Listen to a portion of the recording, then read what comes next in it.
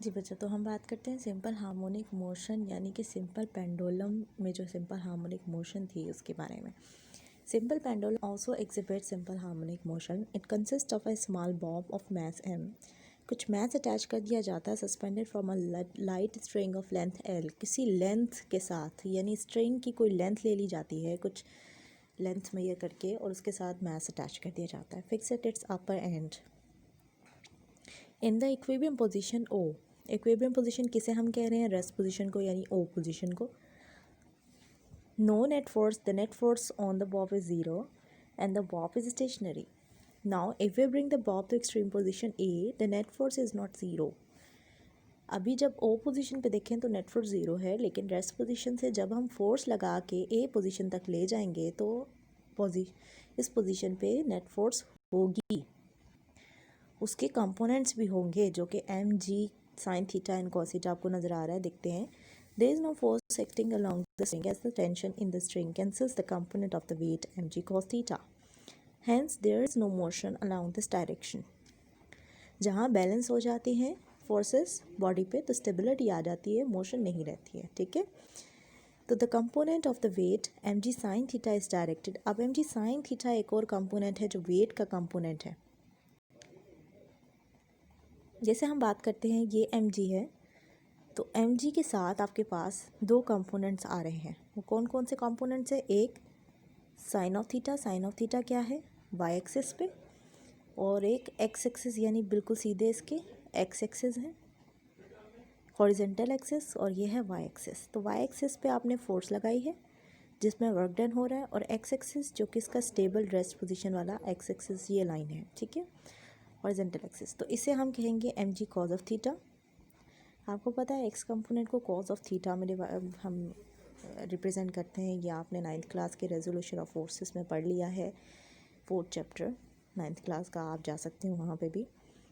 तो बेटे यहाँ पे हमने रिजॉल्व किया एक फोर्स को, और रेजोल्यूशन ऑफ फोर्सेस आपने पढ़ा हुआ है।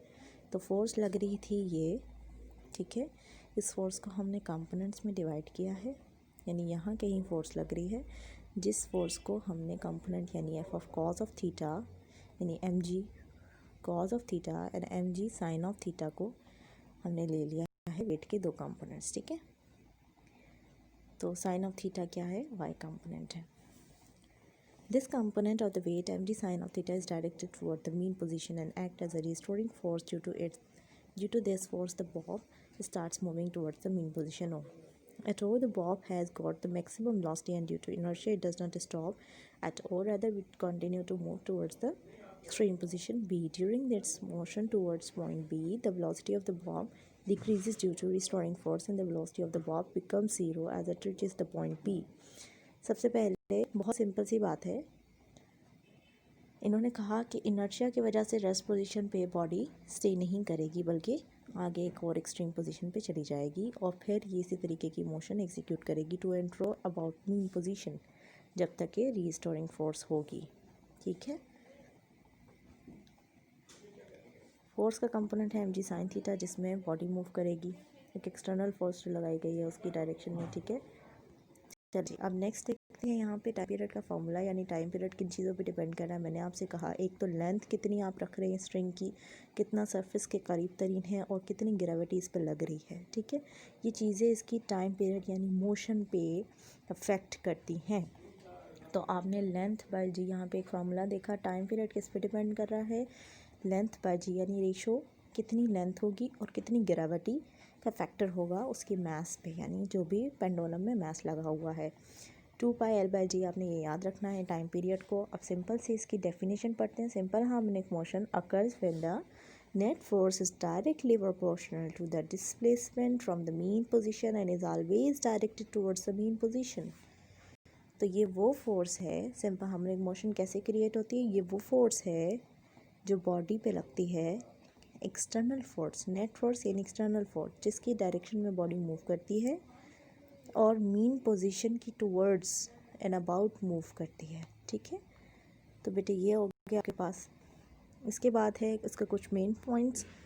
तो मेन पॉइंट्स क्या हैं? A body executing simple harmonic motion always vibrates about a fix position. एक फिक्स पोजीशन के गिर्द वाइब्रेट करती है, ठीक है, वाइब्रेट यूँ करेगी आगे टू एंड फ्रो या यूँ करेगी, लेकिन एक फिक्स्ड पोजीशन के गिर्द करेगी, ठीक है, और यहाँ पे भी फिक्स पोजीशन होगी जिसके गिर्द करेगी, ठीक है, गिर्द around. It's acceleration is always directed towards the mean position, और एक्सेलरेशन हमेशा मेन पोजीशन की तरफ होगा। आप यहाँ से मेन रेस्ट पोजीशन से जहाँ तक भी ले जाए एक्सट्रीम पोजीशन पे, ठीक है, मैं कहती हूँ ए पे ले गया, तो वो हमेशा मेन पोजीशन की तरफ ही मूव करेगी, एक्सेलरेट करेगी, ठीक है, बॉडी।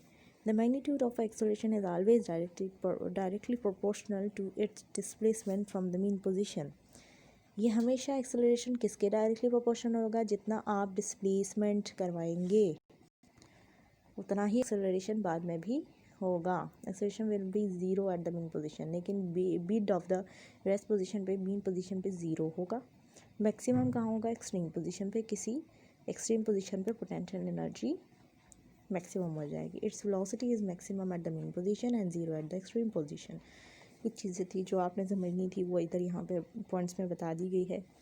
वाइब्रेशन किसको कहते हैं? मैंने आपको पहले ही बताया। इस पेंडुलम का पूरा एक सर्किट कंप्लीट करना है, यानी आपने डिस्टर्ब किया, यहाँ तक लेकर आए हैं, तो यहाँ से वापस जाके दोबारा यहाँ तक आ जाएगा, तो ये एक वाइब्रेशन है। तो one complete round trip of a vibrating body, ये एक वन कंप्लीट राउंड ट्रिप है मेन पोजीशन के गिर्द। टाइम पीरियड क्या है? टाइम टेकन बाय, और इसके दौरान टाइम कितना लग रहा है, ये टाइम पीरियड है एक वाइब्रेशन में, ठीक है। फ्रीक्वेंसी क्या है? नंबर ऑफ टाइम, यानी अब आपके पास 2 मिनट है, 2 मिनट के अंदर, ये 2 मिनट्स के अंदर 2 मिनट्स आपने टाइम दे दिया है, ठीक है। 2 मिनट्स के अंदर फ्रीक्वेंसी क्या हुई? कितनी दफ़ा ये ऑसिलेट करता है, यानी मेन पोजीशन के गिर्द कितनी दफ़ा ये फिर ए पे गया है और ए से बी पे जाके फिर ए पे आया है, ये एक साइकिल हुआ। फिर ए से बी पे जाके फिर बी से ए पे आया है और फिर ये सेकंड साइकिल। मतलब कितनी दफ़ा ये ऑसिलेट कर चुका है, how many time it vibrates और oscillate, this is frequency. The number of vibration और cycle of a vibrating body in 1 second, एक सेकेंड के अंदर। इसका फार्मूला आपको पता है, या आप सेकेंड चैप्टर यानी कि 11 चैप्टर में भी पढ़ चुके हैं। एम्पलीट्यूड क्या है? जितना आप डिस्प्लेसमेंट देंगे, एम्पलीट्यूड किसी हाइट एरिया की बात होती है, ठीक है। तो हम यहाँ पे एम्पलीट्यूड किसको कह रहे हैं? इस मास को किसी एक पोजीशन हाइट पोजीशन पे ले जाना, ठीक है। तो वो है डिस्प्लेसमेंट करवाना, maximum displacement of a vibrating body on either side from its mean position से कहीं भी किसी तरफ पे भी अगर हाइट पे ले गए हैं तो वो इसका एम्पलीट्यूड है, और डिसाइड करता है कितनी स्पीड होगी, कितनी, ठीक है, ग्रेविटी कितना ज़्यादा उस पर लगेगी, ठीक। अच्छा जी बेटे, यहाँ पे जो ये डेफिनेशंस है ये इंपॉर्टेंट है, ये ज़रूर याद रखिएगा आप लोग अपने बोर्ड पॉइंट ऑफ व्यू से। इसके अलावा टाइम पीरियड का फार्मूला, ये कुछ सिंपल हार्मोनिक मोशन के फीचर्स, लास्ट में जो पॉइंट्स हैं, और इस डेफिनेशन डायग्राम, और डायग्राम को समझ के आप ब्रीफ डिस्कशन कर सकें, ये आपका सेकंड पैराग्राफ इंपॉर्टेंट है, कर लीजिएगा।